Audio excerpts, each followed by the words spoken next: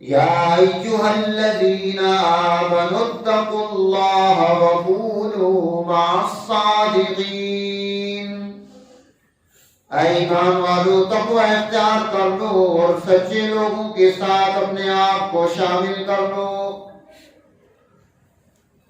تو اس تقوی اور سچ کا نتیجہ کیا نکلے گا؟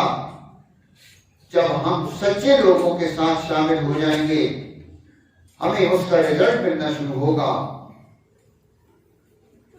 کہتے ہیں پرانے دور کی بات ہے، بغداد میں ایک ڈاکو رہتا تھا ابن ساواک، اور اس کا حال یہ ہے کہ اس کی ساری زندگی ڈاکے ڈالنے میں قتل و غارت گری میں گزر گئی۔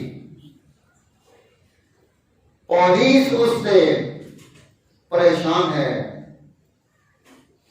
اور ارباب اقتدار اس سے ہراساں ہیں، ہر ایک مصیبت میں مبتلا ہے۔ ادھر اس دور کے ایک مشہور بزرگ ہیں،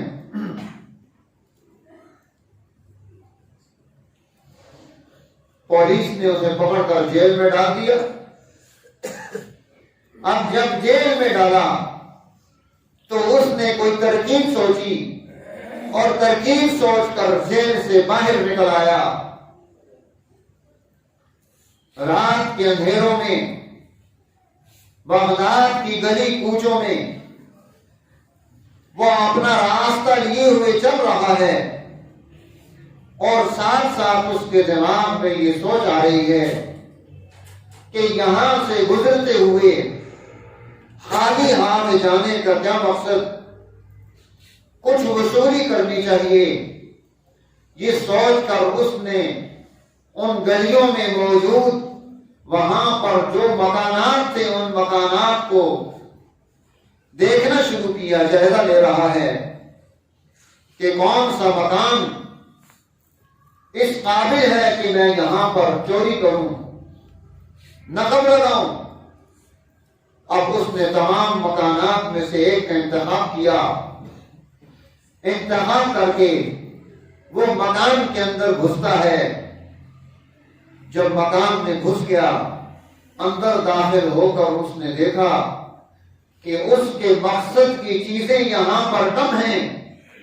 اب بڑا ناراض ہے دل میں اور گالیاں دے رہا ہے مالک مکان کو کہ باہر سے اتنا خوبصورت مکان بنا کر اندر سامان ہی نہیں کہ میں کوئی چوری کر لے کر جاؤں۔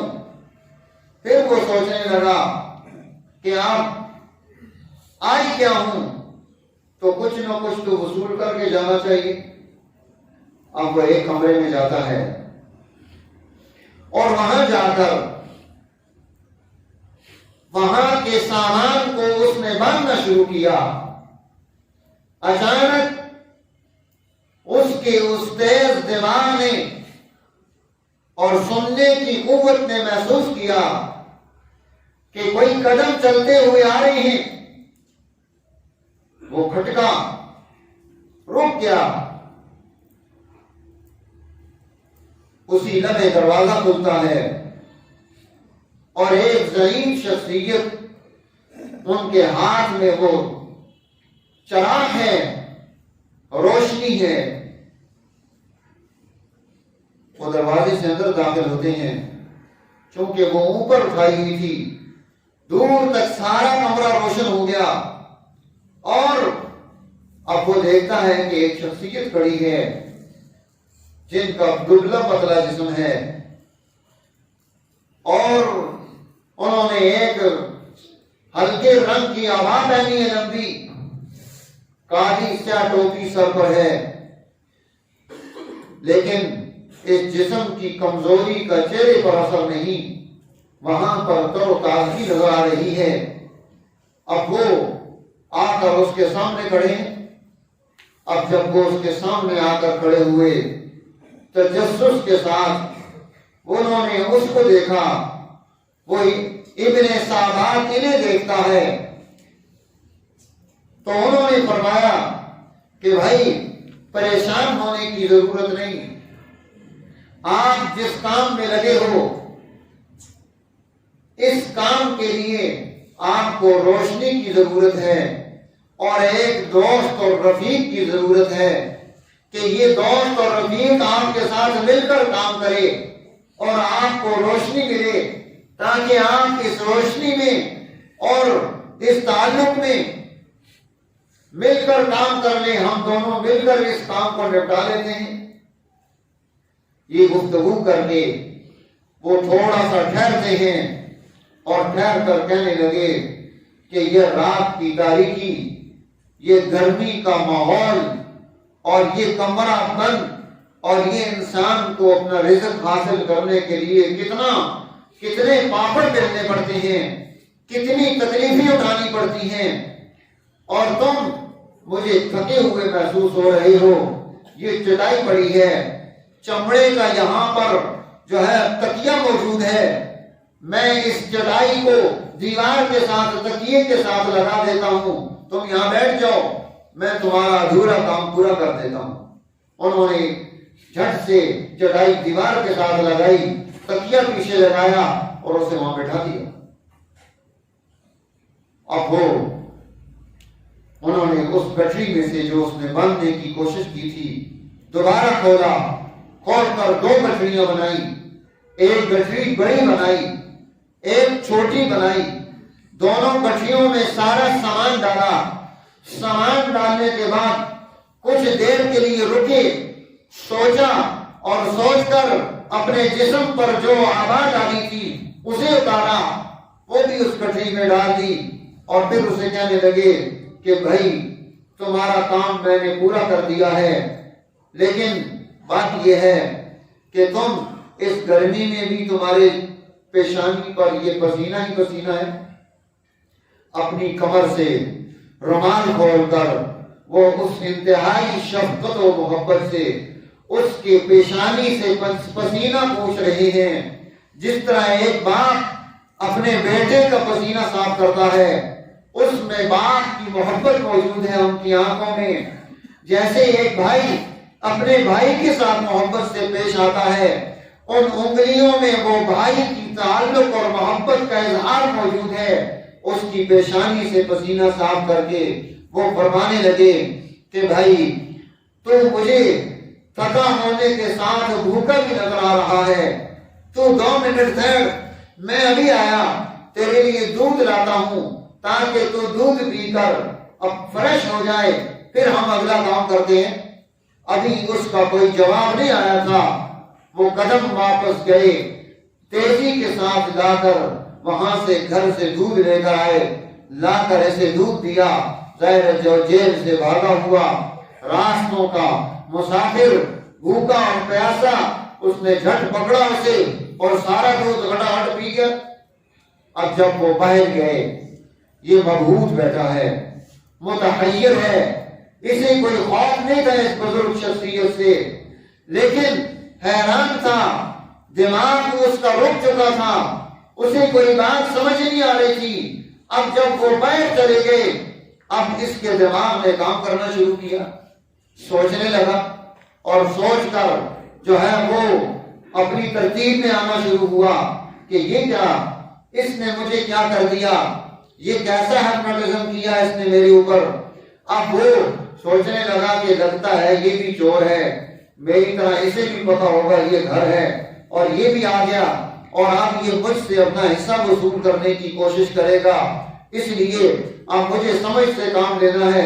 میں بھی کتنا بے وقوف ہوں، اس ایک آدمی کی چکنی چپڑی باتوں میں آ گیا، اس نے میری پیشانی سے پسینہ صاف کیا تو میرا دل نرم ہو گیا، مجھے تو اس کے ساتھ معاملہ ٹھیک کرنا ہے. جتنی دیر میں وہ باہر تھے دماغ حاضر ہو گیا. اسے کہنے لگا دیکھ بھائی بات یہ ہے کہ میں یہاں پہلے آیا ہوں، اس پر میرا حق ہے، اس میں سے تو تمہیں کچھ نہیں ملے گا، میرے ساتھ تم معاملہ طے کر لو تو آئندہ بھی ہم ایک دوسرے کے ساتھ اکٹھے رہ سکتے ہیں اگر تم میرے ساتھ رہنا چاہو. انہوں نے تھوڑی دیر کے لیے اسے دیکھا، دیکھ کر اسے کہنے لگے کہ بھائی اتنی جلدی کیا ہے، یہ معاملہ ہم طے کر لیں گے، پہلے ہم یہاں سے نکلنے کی ترتیب کرتے ہیں. اب اس طرح ہے کہ اس نے کہا دیکھو تم مجھے جانتے نہیں، میں ابن صاحبان ہوں، سارے مجھ سے ڈرتے ہیں، حکمران مجھ سے پریشان رہتے ہیں، اور میں فلاں ہوں۔ انہوں نے فرمایا بھائی یہاں سے نکلو، تو آگے باقی باتیں کر لیں گے، معاملات بھی طے کر لیں گے۔ انہوں نے کہا تجھے میرے جیسا لیڈر نہیں ملے گا۔ انہوں نے فرمایا ٹھیک ہے، ہمیں تمہارا ساتھ قبول ہے، چلو۔ اب وہ گٹھڑی اٹھا لی۔ اب جو بڑی گٹھڑی تھی انہوں نے وہ بزرگوں نے خود اٹھا لی، چھوٹی اس کو دی کہ تیرا ایک ہاتھ کٹ چکا ہے اور دوسرا ہاتھ اکیلا ہے، تو تو بڑی گٹھڑی نہیں اٹھا سکتا، میرے دونوں ہاتھ ہیں، میں اس گٹھڑی کو اٹھا لیتا ہوں۔ اس نے چھوٹی گٹھڑی اٹھائی۔